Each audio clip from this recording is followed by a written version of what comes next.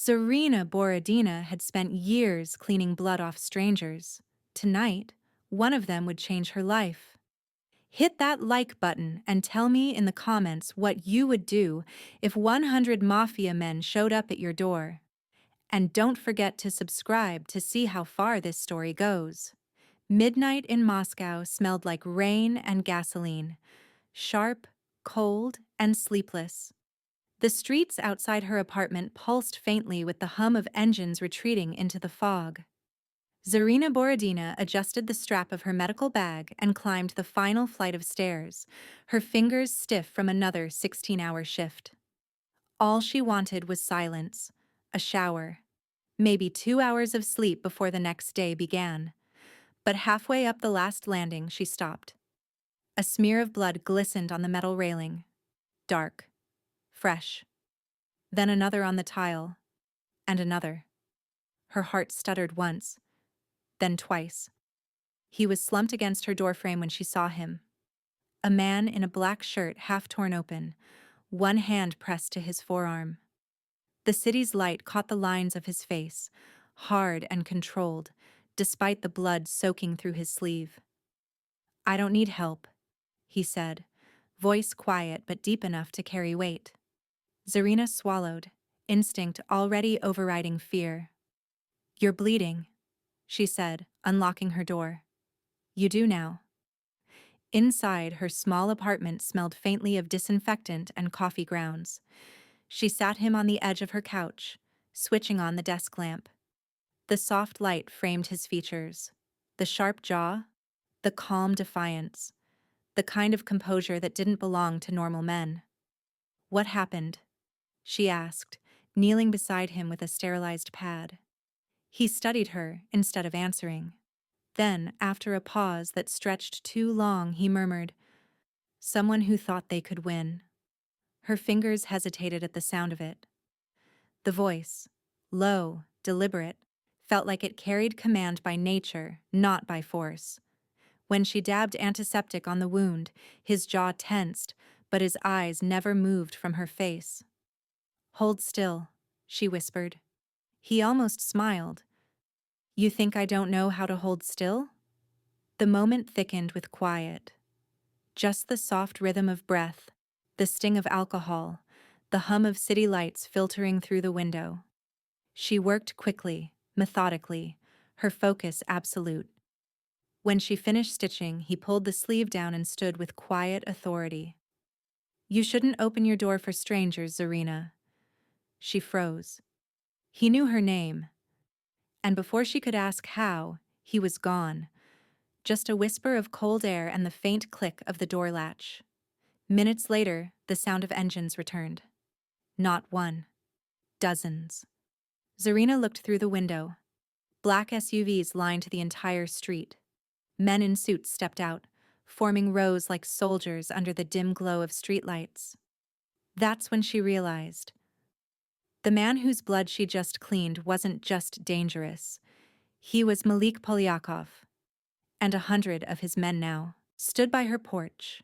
The engines outside faded into the cold Moscow dawn, leaving behind an echo that refused to settle in Zarina's chest. She hadn't slept. The blood-stained cloth still sat in the sink, the faint scent of antiseptic clinging to her palms no matter how many times she washed them. When the first light crept through the blinds, she found him standing again, Malik, by the window. The city's reflection cutting across his face. The bandage she'd wrapped held firm against his forearm. He moved as though the pain didn't exist. "You should rest," she said softly, voice raw from silence. He didn't look at her. "Rest is for men who can afford to be still." Zarina swallowed, uncertain if it was a confession or a warning. He turned finally, buttoning his blood-stiffened shirt with precise motions. "You did well," he said, tone clipped, as if complimenting a soldier, not a stranger. From his pocket he pulled a ring, heavy, silver, marked with a carved emblem of a wolf's head, and set it on her table. "A token," he added, "for your trouble." Before she could reply, he was gone. No sound of a door closing, no footsteps. Just the faint tremor of engines as another car slid into the street below and carried him away. Zarina stared at the ring. The wolf's eyes caught the light, two tiny rubies glinting like drops of blood. She didn't touch it. By morning, exhaustion drove her to work at the clinic.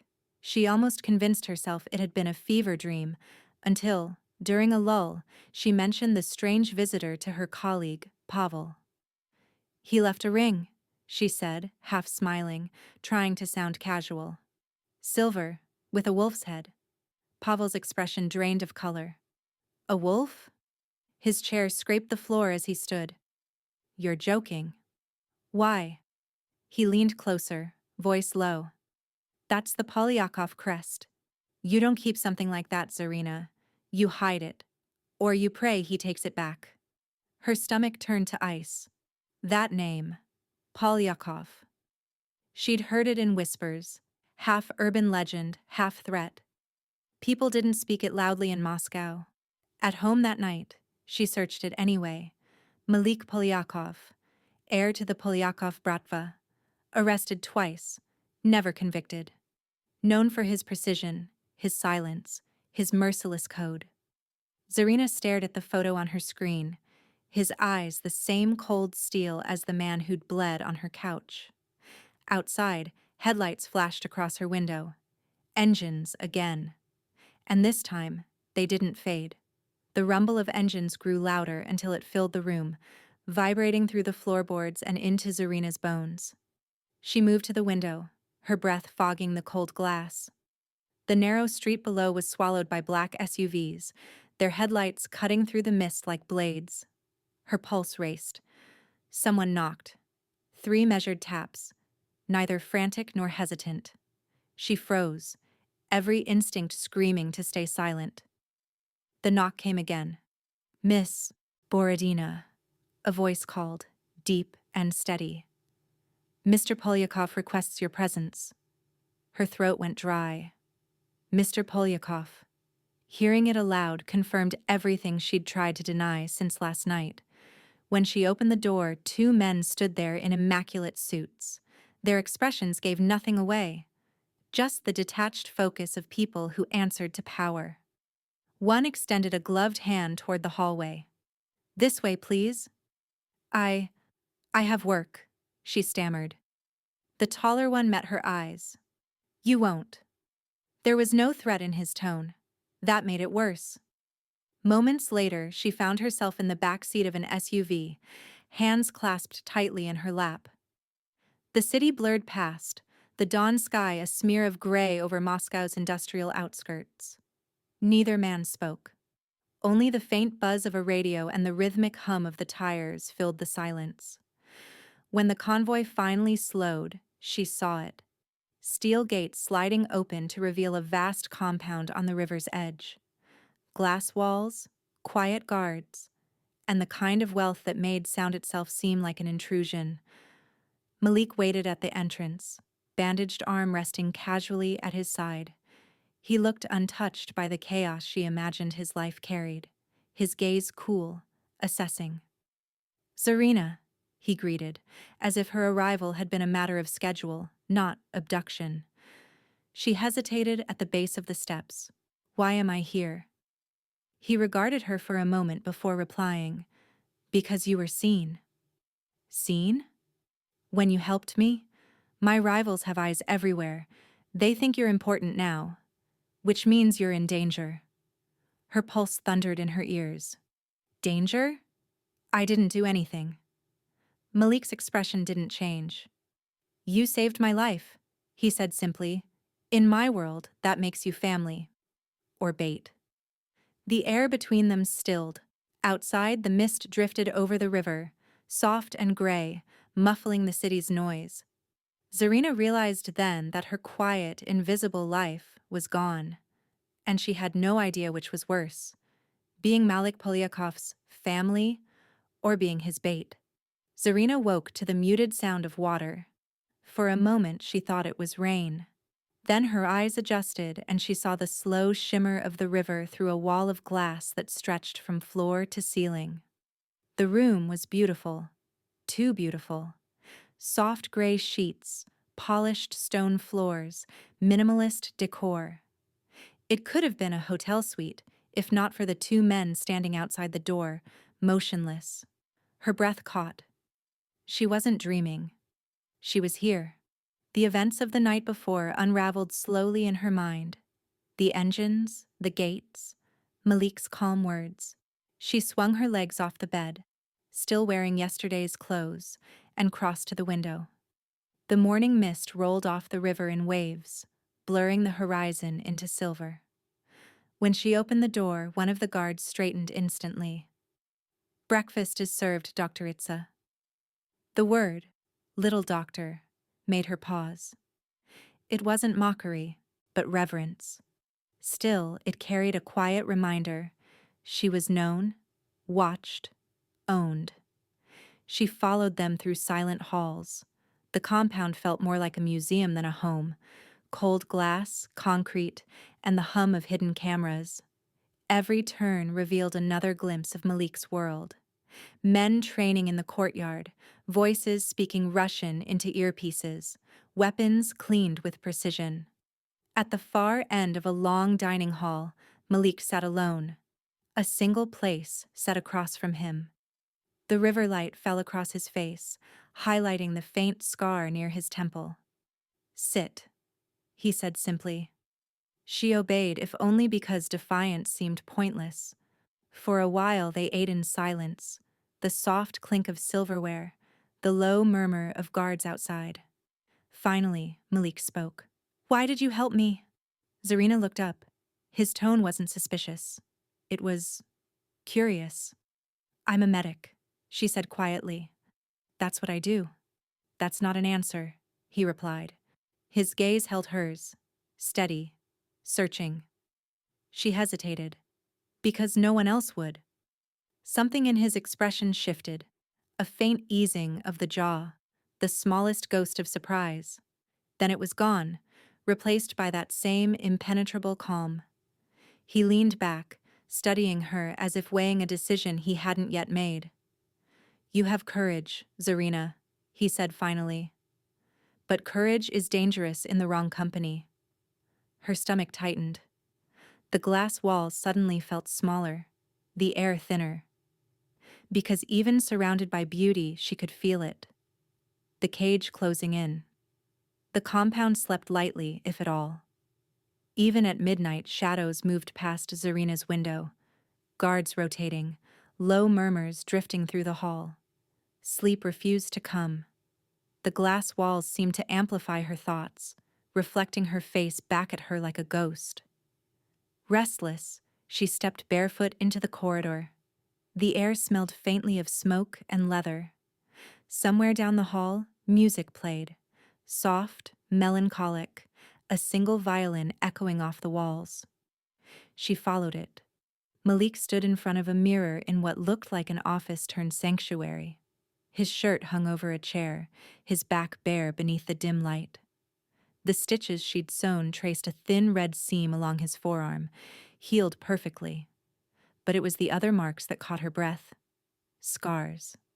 Dozens of them. Pale silver lines slashing across muscle and skin. A bullet scar near his ribs, an older one across his shoulder. Another. A long, cruel cut, stretching from his side to his spine. Zarina froze in the doorway. He saw her reflection before she could retreat. "You should be asleep." "I couldn't," she murmured. "Neither could you." He turned slightly, catching her gaze in the mirror. His eyes softened by degrees. "Old habits. The night is quieter than people." Zarina stepped closer, unable to look away. "How many times?" she asked quietly. "Too many to count." His tone was matter of fact, but there was something beneath it. Something that didn't belong to power or pride. "My father was killed when I was 17, in front of me. That was my first lesson." She hesitated, the words lodging in her throat. "And what lesson was that?" He looked at his reflection, not her. "That pain teaches loyalty, but mercy confuses men." Silence lingered between them. She could hear her own heartbeat, soft against the hum of the river outside. Zarina's voice was barely a whisper. "You think mercy is weakness?" He faced her fully now, the edge of a smile ghosting across his lips, tired, almost human. "No. Mercy is a luxury." The distance between them shrank, though neither moved. His gaze lingered on her face, on her steadiness, her refusal to look away. For the first time, she didn't see the crime lord the city feared. She saw the boy who had inherited violence like a name, who had turned his pain into armor. The moment stretched. Quiet. Electric. Unspoken. Then Malik turned away, reaching for his shirt. "Good night, Dr. Ritza." Zarina didn't move, because even as he walked past her, the air still carried the weight of what hadn't been said. Morning arrived like glass, sharp, brittle, unforgiving. Zarina carried a tray down the corridor, the scent of antiseptic and coffee following her. Malik had asked for antibiotics earlier, and she'd volunteered to bring them herself. She wasn't sure why. Maybe it was the memory of last night, the unguarded moment in front of the mirror, the weight behind his voice. His study door was slightly ajar. She raised her hand to knock, then froze. Voices drifted through the gap. "The girl," a man said, the tone clipped, professional. She recognized it as Victor, Malik's lieutenant, the one with the scar across his eyebrow. "She's a liability," Victor continued. "The Morozovs think she matters to you. They're watching her building. We should cut ties before it becomes a weakness." Zarina's stomach tightened. The tray trembled in her hands. Malik's voice came next. Low, steady, dangerous. "No one touches her." "With respect, boss. Keeping her here sends the wrong message. They'll use her against you. She's leverage." Silence. Heavy. Final. Zarina's pulse thudded in her throat. That word, leverage, rang in her skull like a siren. She took a step back, the tray rattling. A pill bottle rolled across it and clattered to the floor. The voices stopped. The door opened and Malik stood there. His gaze flicked from the spilled medication to her face. "You heard." Her hands clenched at her sides. "You're using me." "Zarina?" "No," she snapped, cutting through the composure she'd seen him wear like armor. "You said I was safe. You said you were protecting me. But I'm just a piece on your board, aren't I? A convenient excuse to draw your enemies out." Victor averted his eyes, slipping out quietly, closing the door behind him. Malik's expression didn't waver at first. Then, slowly, the mask cracked. "You think I'd risk all this? My men, my name, for leverage?" Her voice trembled. "Then why am I still here?" He took a step closer and the air seemed to shrink between them. "Because if I let you leave, you'd be dead before morning." The words landed like a blow. She shook her head. "You don't get to decide that." "I already did," he said, quieter now. The silence that followed was a storm held barely in place. Zarina turned away before he could see her eyes glisten. For the first time, she wasn't sure which terrified her more, Malik's control, or the fact that beneath it, she could hear the truth. Zarina hadn't spoken to Malik since the confrontation in his study. 2 days passed like winter, cold, stretched thin, every word between them trapped in silence. She avoided his gaze at breakfast, kept to her room, pretended the river outside was enough to keep her calm. But it wasn't. The quiet was heavier than any threat. On the third night, a soft knock broke the stillness. "Come in," she murmured, expecting one of the guards. Instead, Malik stepped inside, his expression unreadable in the dim light. "We need to talk," he said. She folded her arms. "About what? Strategy? Leverage?" He didn't react to the barb. "About truth." He moved to the window. the city lights flickering across his profile. You asked me once why I don't trust Mercy. She stayed silent, wary. My father did. His tone had no edge now, just weight. He believed kindness could change men, that loyalty could be bought with forgiveness. Malik's gaze hardened. He died for that mistake. A bullet in the back, fired by the man he spared. Zarina swallowed. And you learned to kill before someone killed you. He nodded once. I learned that love and trust are luxuries in my world. And yet, his voice caught just for a breath. And yet you walk into blood and still look at me like I'm not what I am. I look at you like a man, she said quietly. Not a god, not a monster. Just a man who's forgotten how to be anything else. For a long moment, neither spoke. Then, unexpectedly, Malik laughed. A low, disbelieving sound that held no humor. You're the first person who's ever dared say that to me. The air between them shifted, less sharp, more human. Then Victor burst through the door, face pale. Boss, message from our informant. He handed Malik a phone. Malik scanned the screen once and his composure turned to steel. They found her, he muttered. Zarina's heart stopped. Who did? The Morozovs, Victor said grimly. Your apartment. They have your address. Malik's voice cut through the panic like a blade. Pack your things. What? She breathed. He looked at her, eyes cold and final now. We move now, before they decide to collect what they think is mine. For the first time, Zarina saw it clearly. The man the city feared. Not the patient she had saved, not the shadow by her couch. Malik Polyakov, the heir of blood and silence, bound by an oath that had no mercy left to give. The last words hung between them, unspoken, unfinished. Malik's gaze softened for a moment, the weight of his father's death reflected in his eyes. Zarina reached out instinctively, but he shook his head gently, almost reverently, as if some things were meant to be carried alone. Then, the night answered. Engines rumbled in the distance, faint at first, then swelling into a roar that made the floorboards vibrate. Zarina stiffened, heart racing. Outside, black shapes appeared, cutting through the fog. Black SUVs flooded the street, doors swinging open in disciplined unison. 100 men poured out, moving like shadows given form, silent but undeniable in their intent.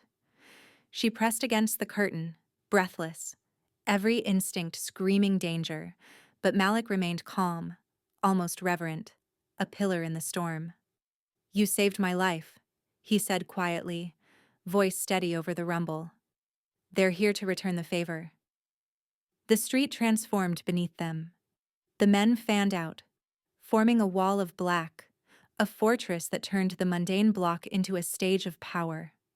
Engines idled like growling beasts, the faint glint of steel caught in the lamplight. The scene was mythic, less a battle and more a declaration, a living testament to loyalty, vengeance, and the reach of the Polyakov legacy. Zarina's pulse raced, but the terror was laced with awe. She saw it all through Malik's calm eyes, not just a demonstration of force, but a ritual of loyalty, a show of debt repaid, lives intertwined irrevocably.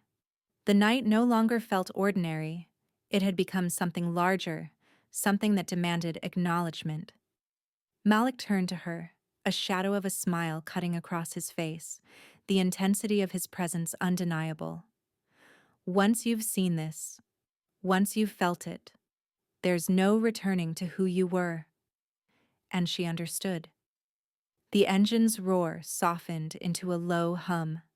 The street of wolves had come, and in its quiet aftermath, Zarina realized the truth. She was no longer a bystander.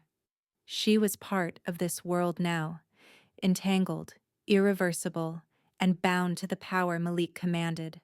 The street outside had quieted, the engine's roar fading to a low, omnipresent hum. Inside the apartment, The black-suited soldiers lingered like shadows, a silent perimeter that turned the cramped space into a fortress.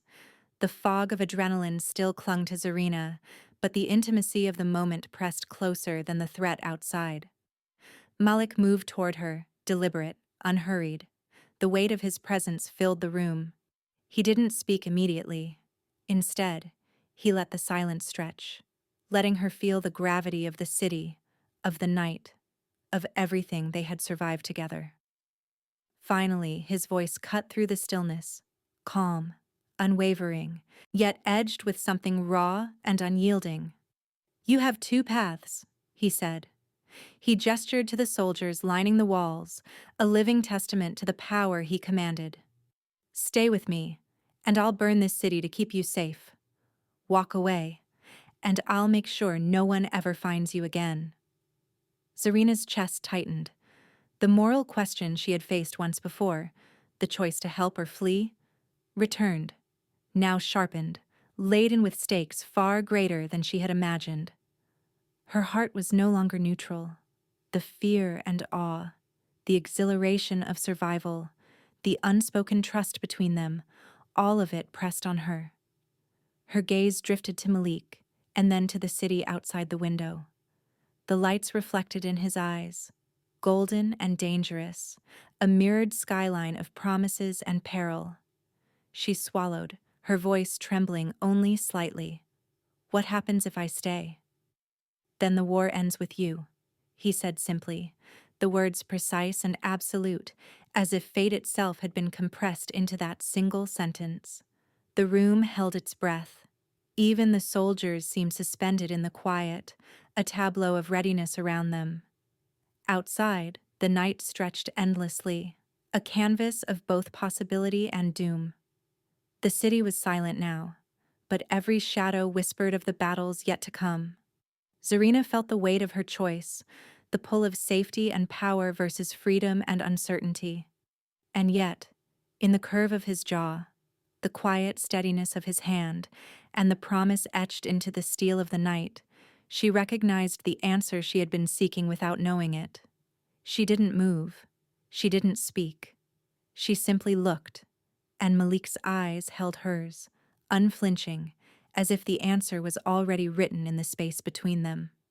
An intimate silence enveloped them, a fragile calm before the storm that was inevitable, unstoppable, and theirs to face together, or apart. The night waited, and so did they.